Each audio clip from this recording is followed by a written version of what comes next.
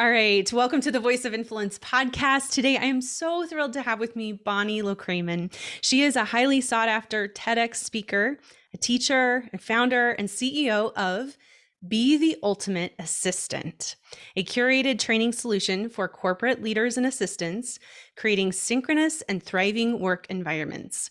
She serves as a consultant in the World Administrative Summit and is the author of Be the Ultimate Assistant, a celebrity's assistant's secrets to working with any high-powered employer. Much of her work in this space is rooted in over 25 years of experience as a personal assistant to celebrity actor couple Olympia Dukakis and, can you tell me what his name was? Yes, Zorich. Thank you. She is passionate about bridging the gaps in professional relationships and elevating employees, especially women, by fostering equal and respectful collaborations. Welcome to the podcast, Bonnie. Thank you, Andrea. Really All right. happy to be here. Yeah, so let's start here. What is the ultimate assistant?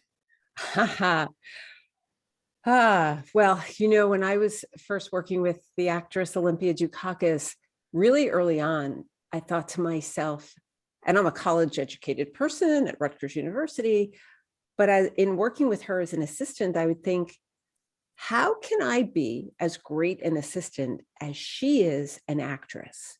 How is that going to happen? That's really good. And over time, it evolved, my idea about what is an ultimate assistant, which is now what I teach. And so the elements, it always starts with organization. I don't know that I've ever met an assistant who is not highly, highly organized and able to retrieve any phone number, any name, any folder, any picture within 3 minutes or less. It's being super uber organized. It is being able to have very high EQ and reading situations and reading people. These are the mostly women, these ultimate assistants, who they're the ones you ask, is it a good time to talk to Andrea or is this not? They read the EQ, the situation, the emotional intelligence. They are prepared with plan A and a plan B, and sometimes a plan C and a plan D. And so frankly, when the pandemic hit, assistants of the world were actually among the best prepared for it because of the way they think. They were like, okay, let's pivot. We're doing this in 5 minutes. With 5 minutes notice, we're all going home to work, and we have to create home offices. And the way they think, they already think in plan A, plan B, plan C. So it's like, okay, what do we do? Well, they kind of jumped into action. I'm not saying it was a piece of cake and it was super easy, but I have seen that it was easier for them. So those are just some of the ways that assistants function at the very highest levels to support CEOs and celebrities and, high-level executives. So as soon as I wrote that question, my next question became, so then how does one become the ultimate CEO that has an assistant? It's great. It's a great question of who's, what's an ultimate, assistant, but then how do you be the right, that ultimate executive that has that assistant? It's two separate skill sets. And it's actually a very serious question to me, because in the TEDx talk I gave in February of 2022, the TEDx talk is called The Real Reasons People Quit. And there's a pretty famous saying out there that people join companies, but when they quit, they leave managers. So my question became, what's going on with the managers of the world? Why are some, people who you want to work for and people will follow them? And then what's the difference between them and the ones that, they have a revolving door of people? So that speaks to your question. And in my research, I found the data point that says that the the average age that a leader gets their very first training in managing people, and one of those people is their assistant, is age 46. Now, for me, Andrea, I don't know if that shocks you, but when I read that, it made total sense. I mean, it was kind of a mind-blowing moment to realize it made sense that if there was poor leadership going on, it was in part due to lack of education. They're not getting training. So how do you know? It just doesn't make sense. I mean, for you to be the superb podcaster you are, it takes practice and experience and hard dedication in the work you're doing. Leaders are in business schools getting their education in finance, in accounting, in macroeconomics, in international markets, but rarely are they getting a class that's called How to Manage Human Beings. So how do you get to be a great CEO who can then manage an assistant and have sustainability and have strategic partnership? It's about getting some training and really putting some hard work into thinking about what motivates people to stay and what chases them away. And so the answer to your question is education and hard work. And, in many cases, so many leaders, since they don't get training till later, they happen to be lucky to be raised by people who taught them the value of respect, respecting everyone, no matter what role in the company they have. They somehow either learned it at the kitchen table or they had a mentor along the way in their own work life who taught them the value of having the people around you feel like they belong, that they have a purpose there. And that's the opposite of feeling like you're a number. You've heard that expression, I'm sure. Like, I feel like I'm a number. I feel like I'm easily replaceable. I'm a dime a dozen. Doesn't matter if I'm here or I'm not here. Well, that's a formula for chasing people away. And then the great leaders of the world pay their people properly. And that there's also another saying that you get what you pay for. A recruiter friend of mine tells his clients who may want to pay very low salaries and get a great person, he tells them it costs more to go first class. Absolutely, yeah. It does. And then the fourth thing that the great leaders know about retaining people is that nothing feeds a person's soul more than being supported to keep learning. So, my world, very often I spend my life in rooms of women, mostly women who are executive assistants. And what they yearn for is the support to get ongoing training, So, and to have an idea of their career growth at the company. The poor leaders of the world are not addressing issues of money and career growth. They're addressing it for themselves, but not necessarily for the team around them. So that's the big difference. So the great leaders have assistants by their side who would lay in front of a truck for them because the assistant feels so supported. And I'm speaking from personal experience because I would have done that for Olympia Dukakis. Yeah, I knew you'd have a great answer for that. Because it is, I mean, it's like both questions are so important when you're talking about, having an ultimate assistant. You cannot have an ultimate assistant if you don't have a good person who they are assisting, if they're not doing a good job.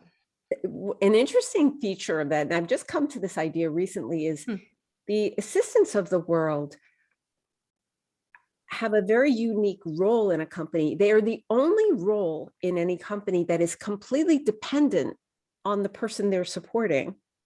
They're not an assistant if there's no one to assist. Yeah. And it's the people they're assisting that are as different as the stars in the sky. So it's not the same supporting you as an executive, Andrea, or your husband. Yeah, absolutely. So it's not one size fits all. And I believe that's partly why there's a lot of confusion about what's going on there, and how,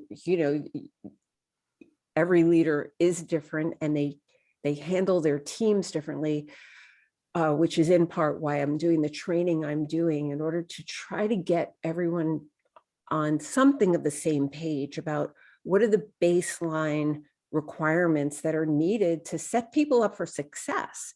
Instead of, I'm sure you no doubt have heard about the Great Resignation and this big revolving door of people, and how people are quitting jobs in record numbers, in large part because of toxic work environments.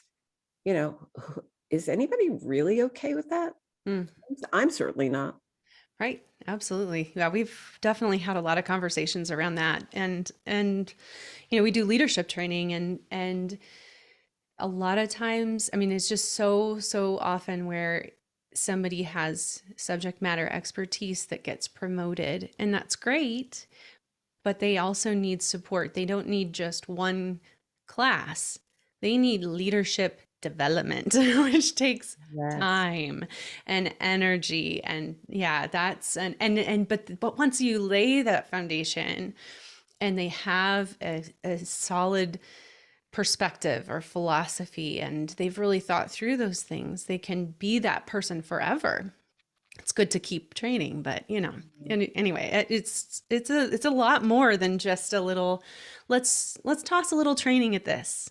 Right. Well, because the really great training and development requires some introspection, doesn't it? Absolutely. It Yes. requires really understanding what makes you tick as a person, and that will give a lot of clues as to the right person to have around you. I'm sure you do that in your training with assistants, helping them know who they are, what I would call their own voice of influence. Like, who am I? What is my voice? That's so important for them, Yeah. I'm sure. And for women, it's particularly important because many women undervalue their worth, Yes. and they're very competent and resourceful and creative, but they don't see it because it's rooted very often in old stuff, childhood and self-image. And so it's very important for grown adult women and men, but certainly in the profession of assistants, these women need to have a clear, truthful idea of what is it they're bringing to the table every single day. Far too many women are underpaid in this workplace, and far too many are being abused and demeaned in bullying situations. And all of that is not okay with me. And people are quitting jobs because of those reasons. So much. I feel like we could just keep going and going. I've got another question for you. Okay, so by now we probably all realize that the boss secretary, language is not appropriate today. I would like to first, let me ask you, can you explain why that's the case? Yes. My own mother was a legal secretary back in the day, back in the 70s and 80s. And there's a big difference between perception and reality. Mass media has contributed to an image, an idea, a perception of what the executive secretary relationship is, and that, filing and answering phones and wearing, if you Google the word secretary, sometimes you'll see a sexy image come up, that's rooted back in the 50s and the 60s, Mad Men days. And mass media has not done the profession much of a favor, frankly. As funny as the movie 9 to 5 is, the way to handle a bullying executive is not going to be stringing him up from the ceiling, and holding him hostage. So, I realized it was a farce, but those images pervade society and our idea of what these roles are. The reality is that the complexity of the workplace in 2022, which is so driven by high technology, that the people who do this work often have college degrees, but if they don't, they have a lot of experience running offices. And in, a couple of decades ago, the different channels of communication weren't like they are now. People are walking around with one or two mobile phones. So it's not only the landline phone anymore, and it's email, it's Slack messaging, it's instant messaging, it's social media, which to me is the big game changer in the workplace. And that, Andrea, has changed the dynamic between the boss and the secretary. I'm an advocate of banning the word boss forever. Oh, do tell. Please, I heard you talk about this and I want you to tell our audience. I wrote an article called Time's Up for the Boss. And when I worked with Olympia Dukakis, we never referred to her as my boss because it always had a negative connotation for both of us. And so I refer to her as other words. She was my principal, my leader, my executive, my supervisor, we worked with each other, and I didn't work for her, I worked with her. And the word bossy is most often referred to as to women. Men are not often referred to as bossy. So it just had a negative idea. And then I dug deeper and found out that the word boss comes from the Dutch word baas, B-A-A-S, and that translates to the word master, as in master and slave. And I think we're, long overdue to be done with that verbiage. If anybody listening watches the home improvement shows on TV, perhaps you've noticed that they're no longer referring to the master bedroom. Have you noticed that, Andrea? Oh, I haven't, but I don't watch a lot of that, but that's interesting. They're referring to it as the primary bedroom, Okay, the main suite. That's what's happening.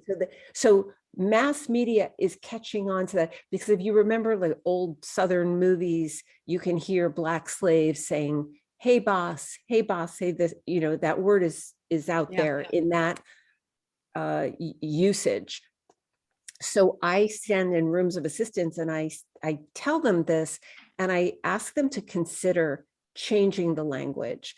And because everybody seems to agree that words matter. I mean, we're doing a podcast right now. Words absolutely matter. And that word boss is not useful to us anymore.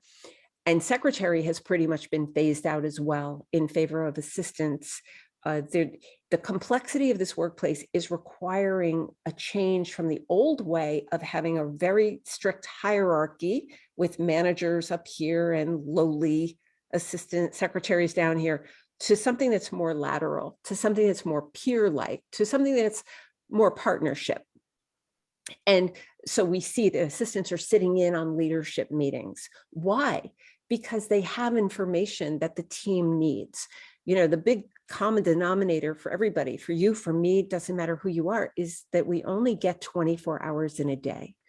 And we're living in this global 24/7 nonstop instant access world.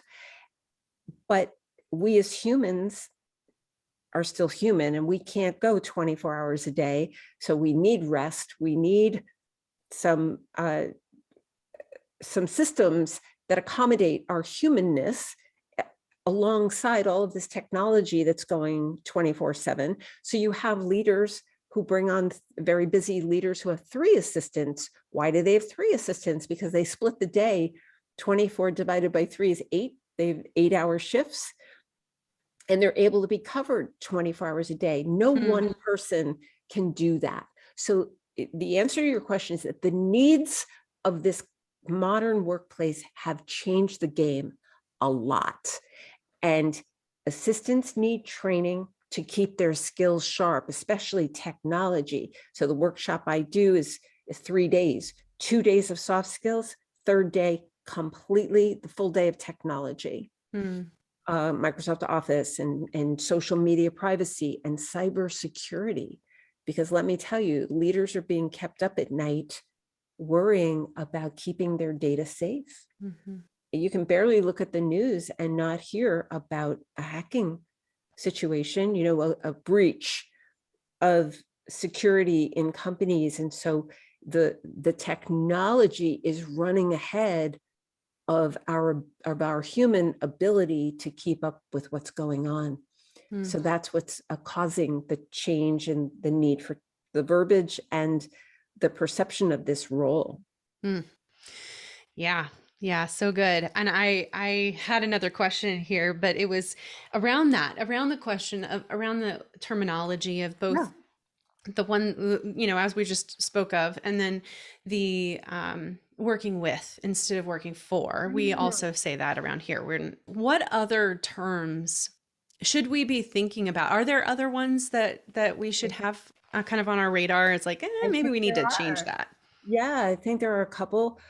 Certainly, and what I tell my students is what you do on the weekends is your own business, but at the office, the term girls, with groups of women who work with each other, it is not useful for grown adult women to refer to themselves as the girls in the office. Oh The yeah. girls and I, we're gonna go out for lunch.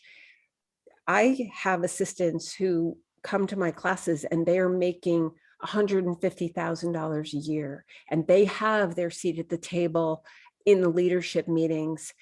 And what I say to my students is, let me tell you that girls do not make that kind of money. Girls are not at the leadership table. So we as women cannot have it both ways. Because to refer to ourselves as girls is diminishing. And when men hear that, it feeds into the stereotype. Would you agree, Yeah. Andrea? Yeah, that makes a lot of sense. I hadn't thought of that one, but it makes total sense. Yeah, Anything it doesn't else? help us. If we want to be respected for the professionals that we are, Yeah. then we need to walk the talk.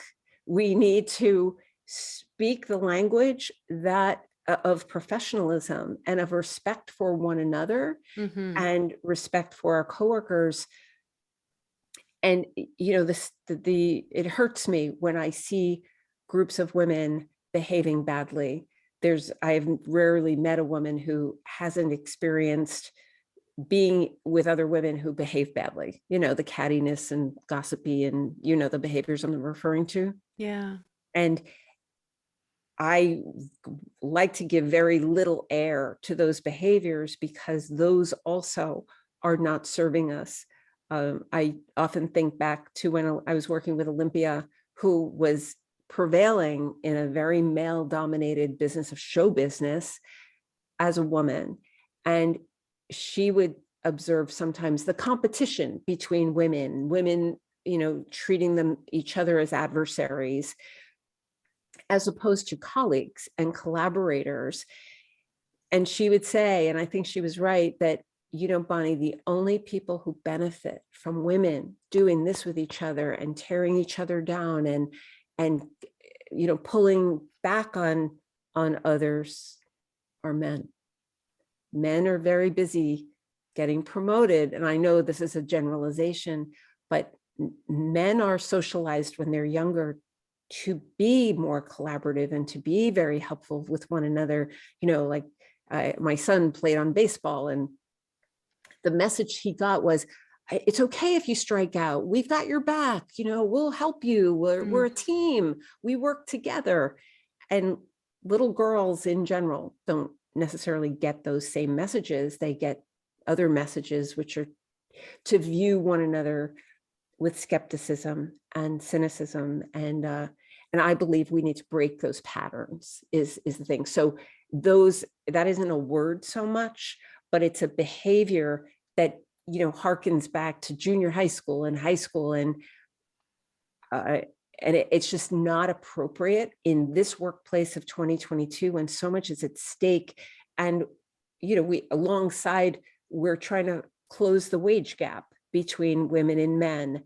And we are trying to come to pay equity and gender equity as opposed to discrimination.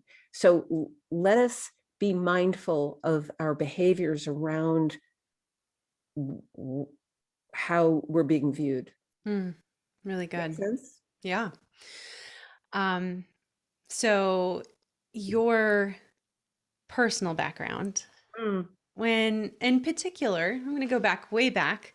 So I'm curious about how you think that your personal background and education prior to working with Olympia Dukakis impacted your successful relationship and partnership with her over time. Yeah, it is pretty personal, and I can track it. I grew up being one of the only Jewish kids in a very non-Jewish town in New Jersey. And I did experience anti-Semitism. Fortunately, I was never physically beaten up or anything. I didn't have physical violence, but I certainly had a lot of verbal violence. And I think most people can relate to the notion of being left out. I'm taking a shot here. Do you know the feeling of being left out ever? Certainly. Yeah, you do. Okay. And so I was left out because we all feel like an alien at one point or another for different reasons. I mean, that was one reason for me. And that feeling never left me.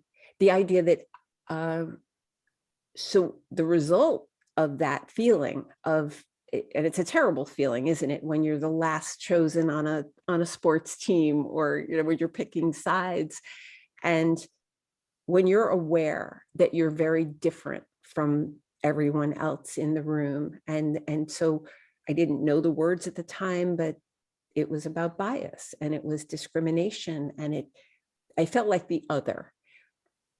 And as I grew older, the result of those feelings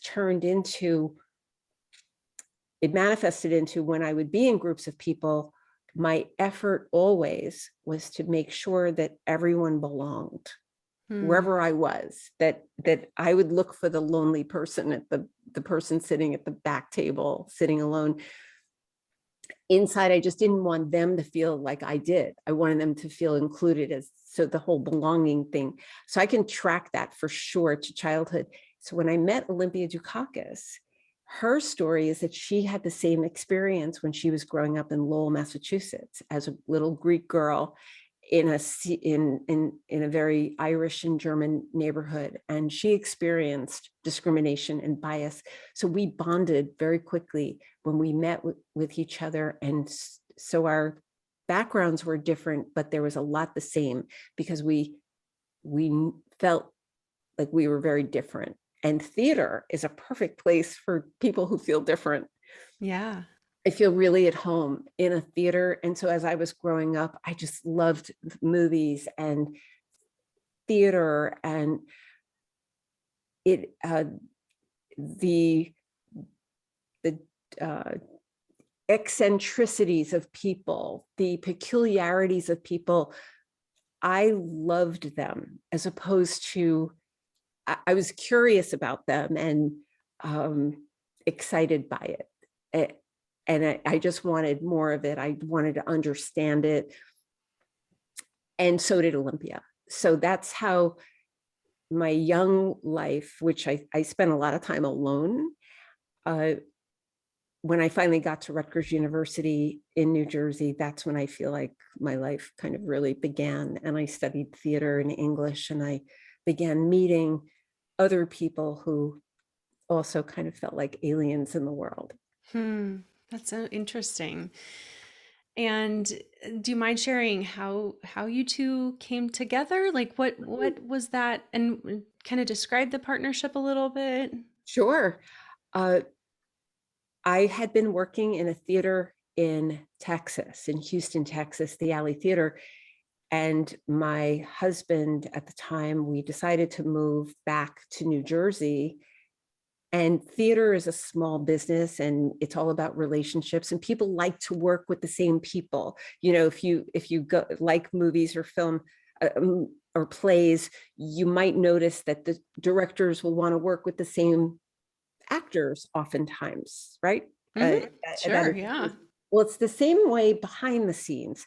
So I had a very good friend at the Alley Theater, and he like the world works, it's all about relationships. When I moved back to New York, New Jersey, my friend from Texas connected me with his friend who is now in New Jersey and helping Olympia Dukakis run her theater, whole theater in Montclair. This was 1985. And please don't tell me if you weren't born yet. Oh yeah, I was born. Oh, good. I know it was a really long time ago. And so she was not famous yet. She was not famous. She didn't make Moonstruck until 1987. So I interviewed to be the PR director at the theater she was running, this 200-seat theater in Montclair, New Jersey, which is very close to where I grew up. And we met one snowy night at the theater. My friend put us all together, and I had my interview with Olympia Dukakis, and we liked each other right away. I remember her handshake. I remember what she looked like. And I remember that she hired me on the spot. And I was 29 years old, and no one was going to get hired at the theater unless she said so. The first show that we were doing was Midsummer Night's Dream, and my job was to write press releases and help get bodies in the seats for these shows. And so for 10 months, we got to work with each other in relative anonymity. Like you and I would work with each other. It's like, what are we going to do today? We'd have meetings and we'd talk and we'd brainstorm. And I liked her so much. I really enjoyed the mental exercise of writing and editing, and she was so smart.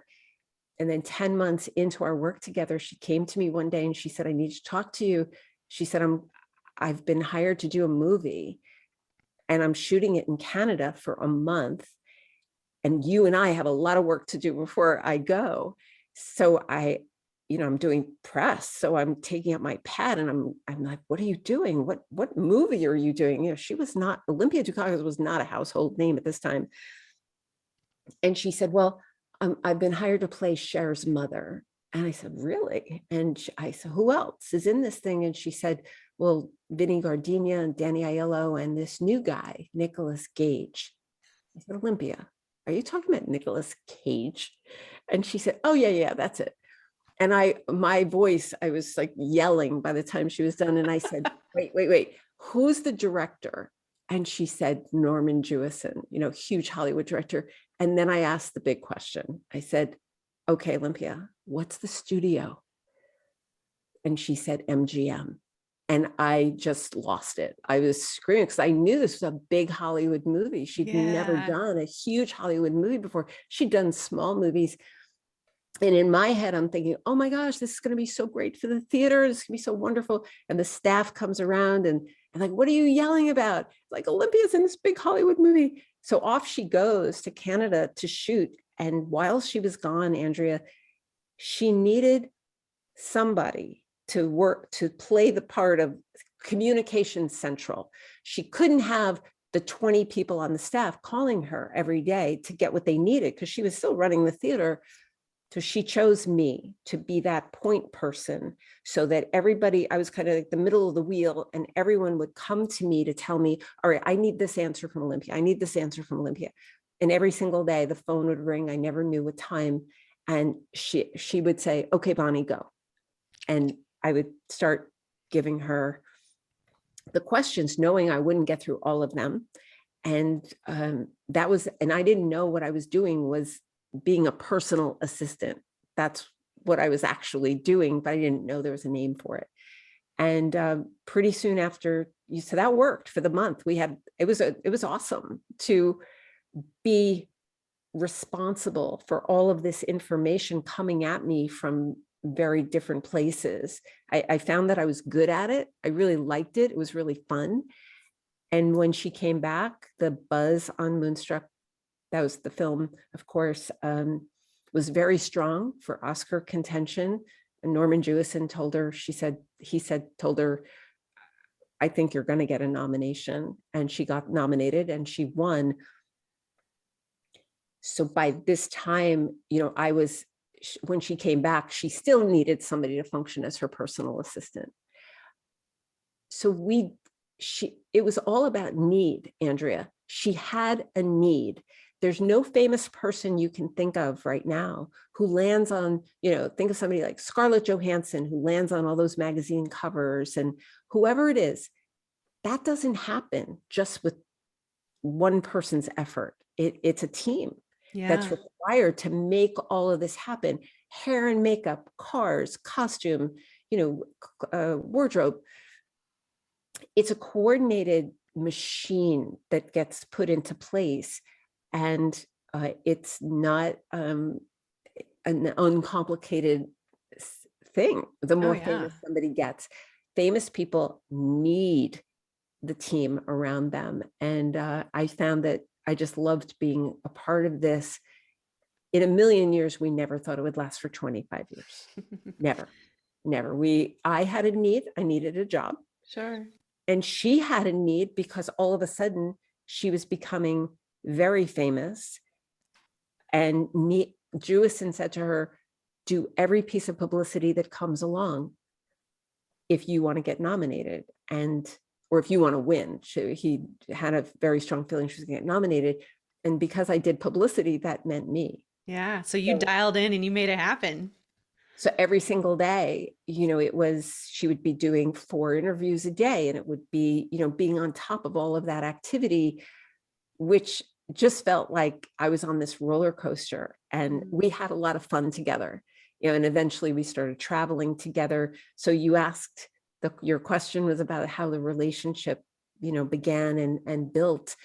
We liked each other, and we had, her company was called Ethnics Incorporated. So there she was Greek, and Louis was Yugoslavian, and I was Jewish. And, it felt like we were just a house full of ethnics with lots of big feelings and lots of activity going on.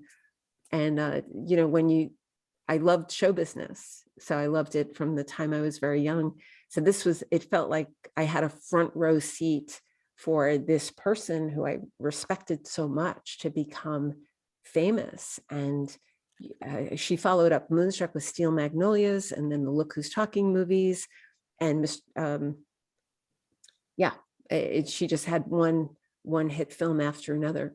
So it was a wild ride, and I'm very grateful for it. But I never, when I said yes, that snowy night, when I was, making very little money in a not-for-profit theater,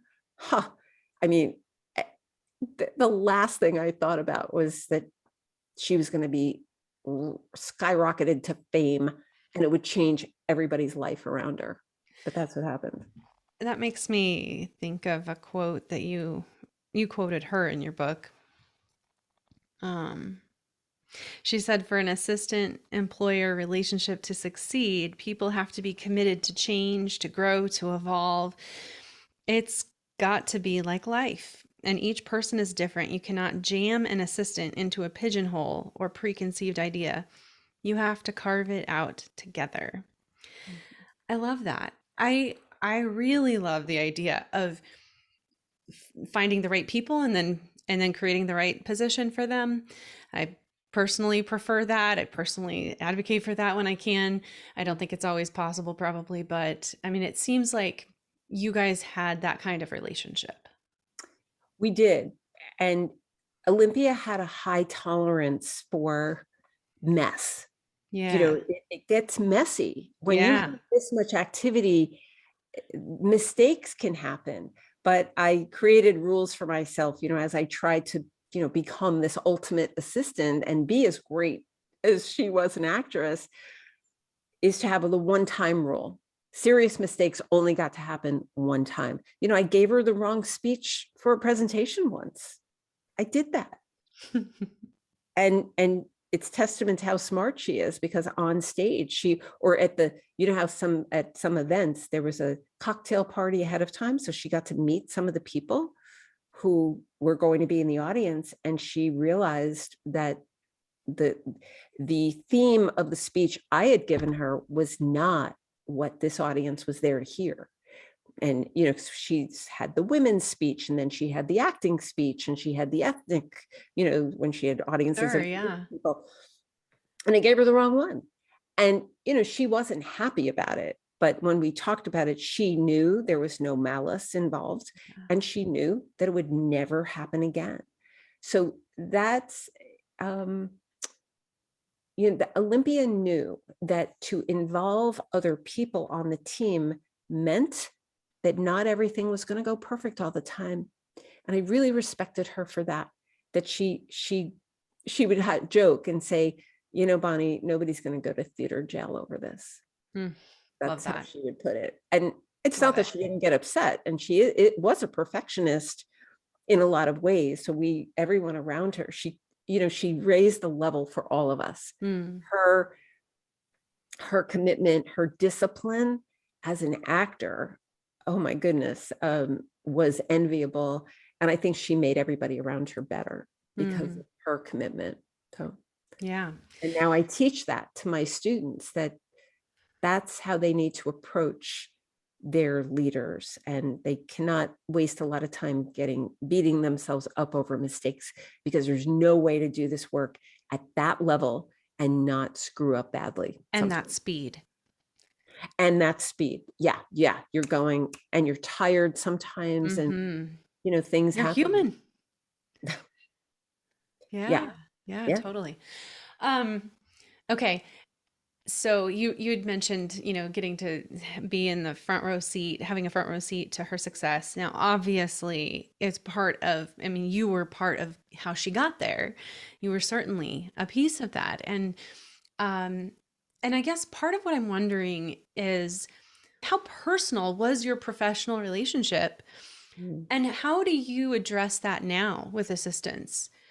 How personal can those relationships get, or should they get? Do you have thoughts on that? And that's where boundaries come in. I considered Olympia Dukakis and Louis Zorich friends of mine. They came to my son's bar mitzvah. We socialized with each other, but I never made the mistake of thinking that our personal relationship superseded our business relationship.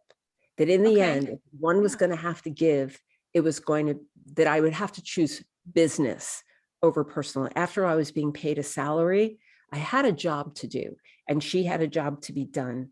And we managed, it wasn't without, bumps along the way. She had 3 children and a mother, and and my personal life did suffer. So we discussed that openly with my students. I have a divorce, and this kind of work can take a toll on relationships. Now, there were other reasons for the divorce, but not only the work, but assistants, it can get very personal, because in 2022, many assistants I meet are not working for movie stars, but they're working for CEOs and high-level executives, and they only get that 24 hours in a day, and they're being pulled in a million different directions. So it's really helpful if their assistant can go to the store and pick up an anniversary present for the wife, for their spouse, husband or wife. It's useful if the assistant can make dinner reservations. It's useful if the assistant can travel with them sometimes and maybe have adjoining rooms. And, with Olympia and me over 25 years, it got really personal.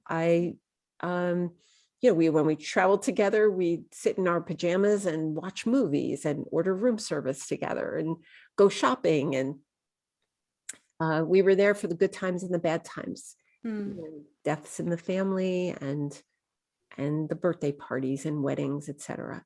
And that is true for many assistants. What I teach is that it puts the burden on both parties to communicate boundaries when they're needed, because with a very busy person, it's so easy, for example, for assistants to not even take vacation because there never is a good time. So I know plenty of assistants, me included, who didn't take enough vacation because we were so indispensable to the operation. So, but that's not sustainable, and it causes burnout, and it causes sometimes health issues and sometimes divorces. So, we have to choose. But what that requires is clear communication with leaders. And that requires training. These very high-powered people on Olympia are so busy, when am I going to find the good time to say, I want to take a vacation in a month, or I'm sick. The rules that apply in the corporate world, in the personal assistant realm, they, plenty of personal assistants work while they're sick. COVID changed a lot. COVID changed the rules up. It really and functionality, like maybe you could still work, but work from home. Yeah. And still, though, in the personal realm, there were plenty of corporate assistants also, and personal assistants, who never ended up working from home. Their whole work style didn't change with the pandemic. They still went in. So it's an interesting animal of a profession that is unique to the people involved. So that's what causes some of the confusion. And I just like I said, that when in my theater background, that I was so endlessly curious about people, I still am. And that's what makes it, these classes I teach, so endlessly fascinating, because every leader is different, every assistant is different. And I think I really manifested what Olympia was talking about, is that you can't jam these people into boxes, that it's unique to these individual human beings. And so let's figure out, is it a good match or is it not? Yeah. And it changes over time too. So, we weren't the same people 25 years in that we were at year 5 or 10 or 15. Sure.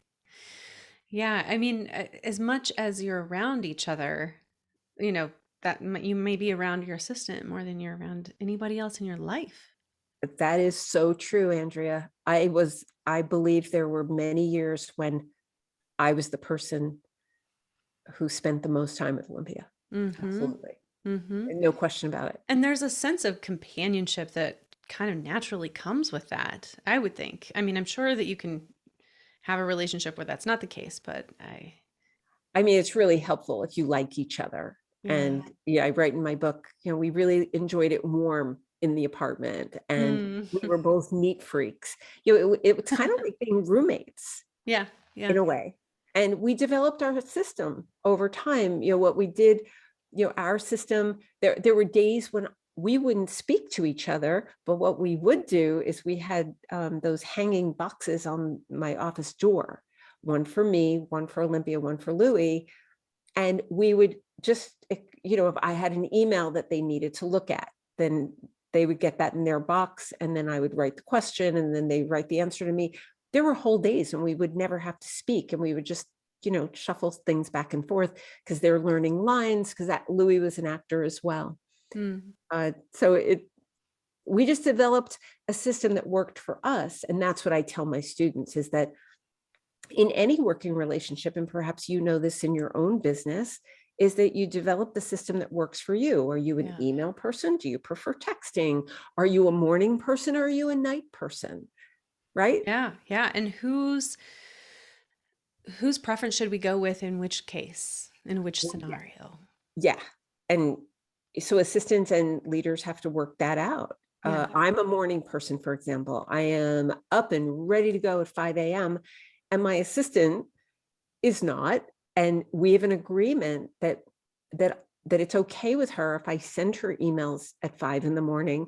I don't expect an answer. I don't expect her to act on it until 9 or 10 or whenever. And I'll indicate the urgency. So it's a deal that we have. And we've had that conversation about, do you care? Your phone isn't buzzing and your notifications, et cetera. So it's about, we've got all this technology, and these seemingly minor points to ask about, Andrea, can end up getting snowballed unless they're addressed between people who work with each other. So I urge assistants to figure out their time with their executives, and to take sometimes it feels like a risk for them to share with their executive what they need. That in the pandemic, there are, some students of mine wanted to start an exercise program now that the world is back open again. And that means that they're going to shut it down 2 days a week at 5 o'clock. Executive, how do you feel about that? And most executives, if you most executives, if you tell them what you need and why you need it, they're like, hey, get your work done. I'm cool. You just do it. Sure. This has been coming up for me, and it's something that I've talked about recently in a talk that I've given, and it's this idea of women cleaning up other people's messes. Obviously, I'm sure that there are many times when assistants are doing that, or maybe it's constant, I don't know. But there does seem to be a couple of issues with this in my mind, and I would like you to speak to this. That it makes sense to me that people should really evaluate whether or not they're going to clean up somebody else's mess, because of, number one, saving the day could make others, like coming in and saving the day could make others feel like the work that they'd already done on something doesn't matter, or it sort of takes away the other person's sense of like what I do and say matters because somebody else is coming in to save the day. Or number two, when we clean up after others, we may end up enabling poor leadership because they don't end up feeling the weight of their mistakes or their poor choices.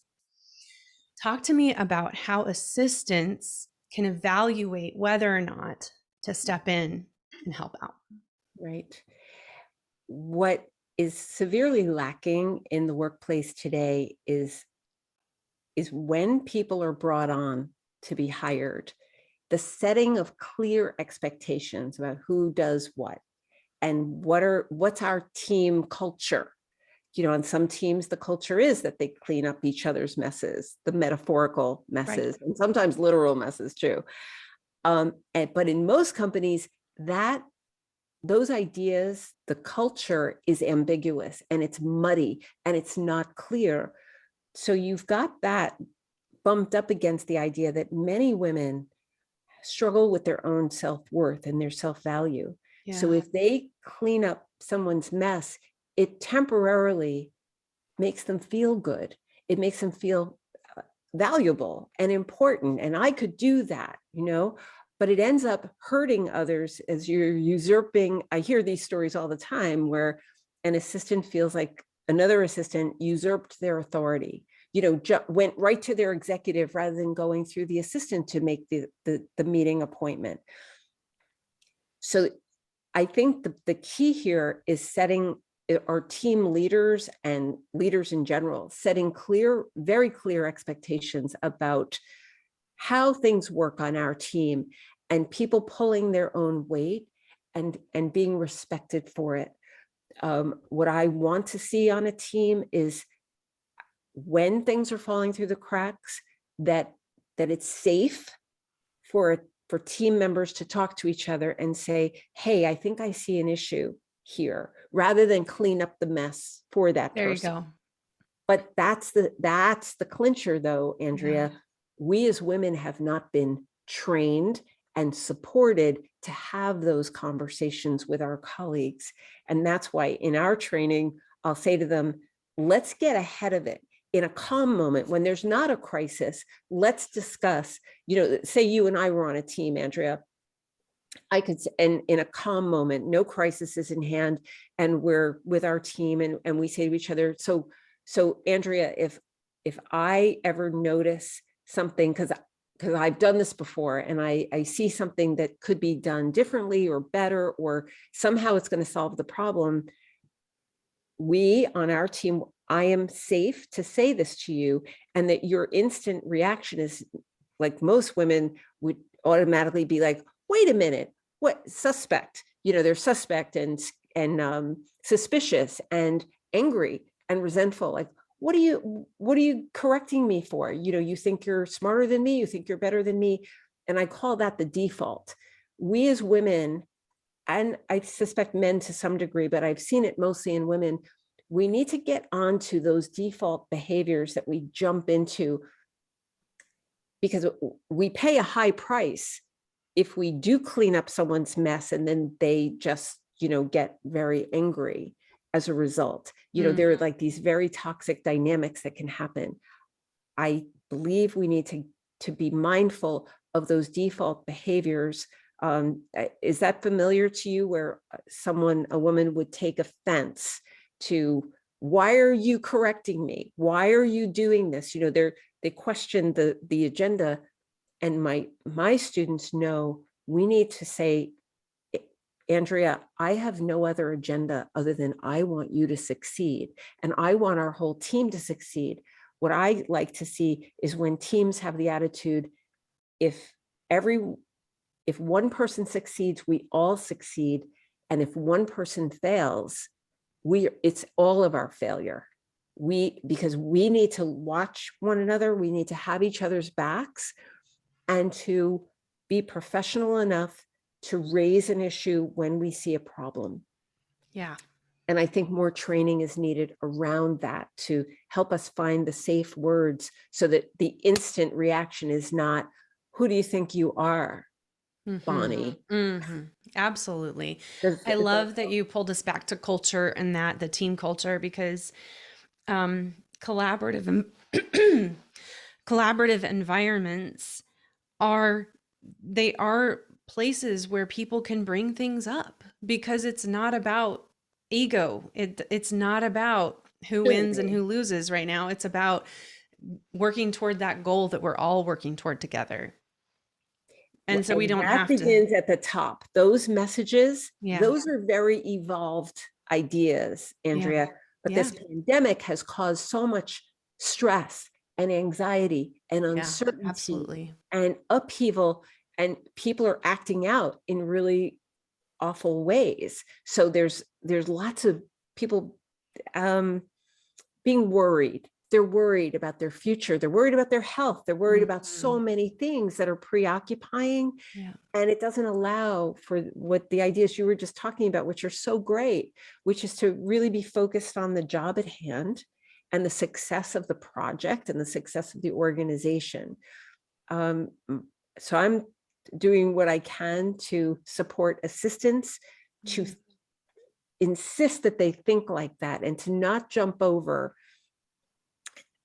that. Can we just agree together on teams that our agenda here, let us decide openly that our agenda is the success of each other and of the projects we're working on. And if we see an issue that needs to be raised, let us be okay with raising it, that it's not because anybody's bad or anybody's going to get fired.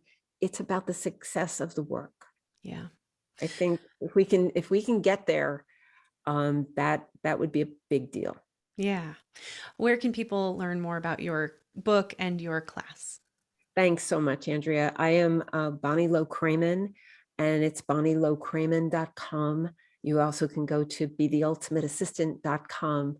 The training I'm doing is for both executive assistants and for the assistants and their leaders together, which has proven great. To be a really effective way of, I call it, building the ultimate partnership. Yeah. And you pointed out that my relationship with Olympia was very special, and it was, but it actually hurts when people make me feel like they see me as a unicorn, as a one-off, that it couldn't possibly be replicated.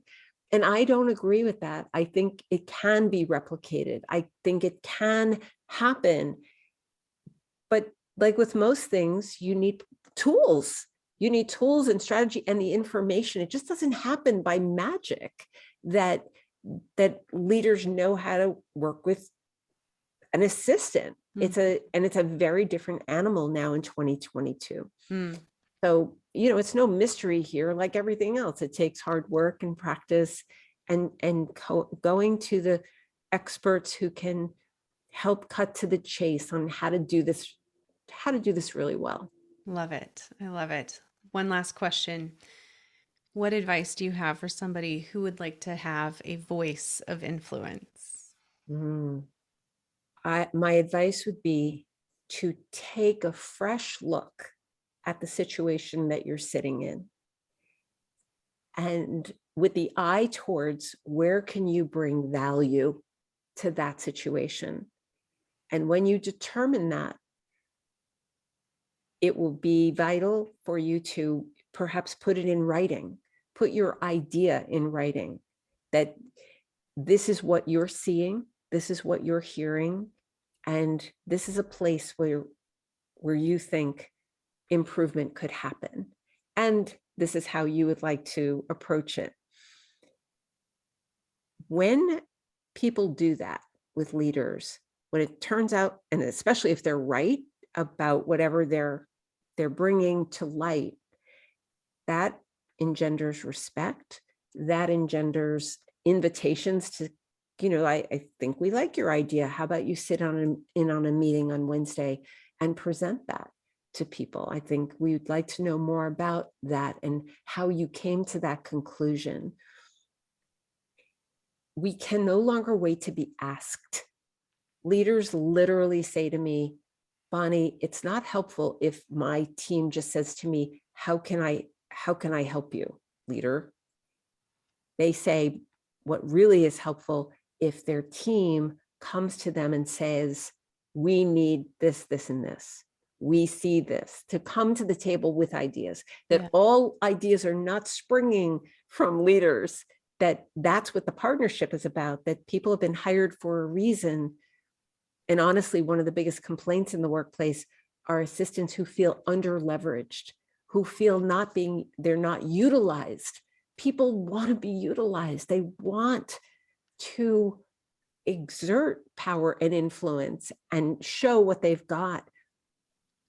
But we can no longer wait for an invitation to do that. My advice would be to be proactive about presenting the ideas that are in your head that you see as a place that would really bring value, a way for you the company to save money, a trouble spot in a particular department, that I think we could do a much better job at leveraging the subject matter experts who are already on the payroll in our companies. Andrea. Great. Oh, thank you so much. Thank you for your work in the world and for being a voice of influence today for our listeners, Bonnie. Well, you're so welcome. I'm delighted that that you asked me. And my hope is that your listeners can take away at least one or two things that they actually can use in their life. Absolutely.